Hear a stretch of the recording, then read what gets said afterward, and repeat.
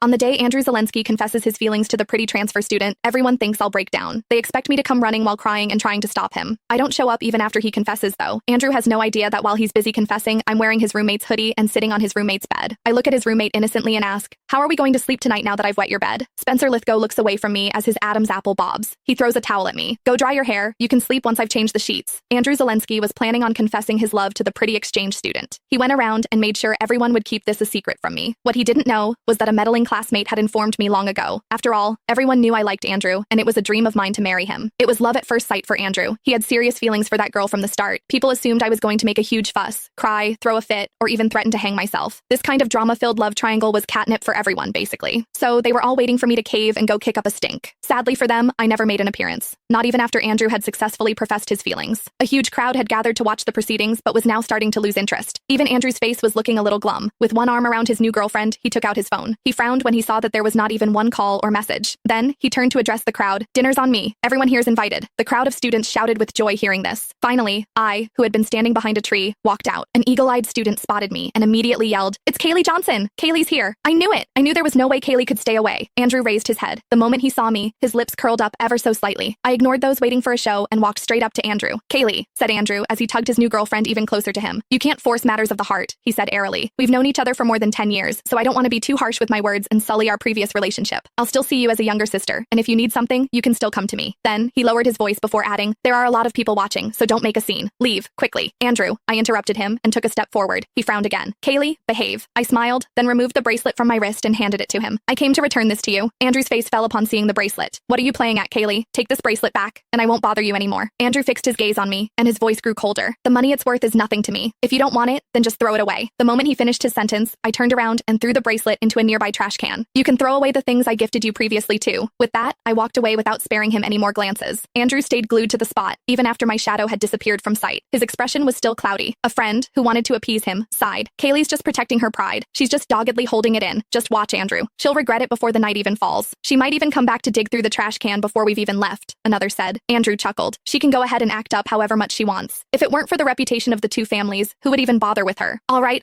don't be mad. You need to be celebrating tonight. Don't let her ruin your fun." Andrew turned his gaze toward his gorgeous new girlfriend and promptly discarded the thought of the annoying Kaylee from his mind. After all, by tomorrow, he thought I would be acting as if nothing had happened again. He thought I'd be waiting for him at his dorm and pestering him to go to class together like usual. He had already seen similar antics from me in all these years. The rain was pouring down while I was walking along the riverside. I stood under my umbrella in the rain, thinking about the dreams I had a few days ago. In these dreams, I had caused a huge scene when Andrew confessed his love to Sienna Slangdon. I even jumped into this river that very night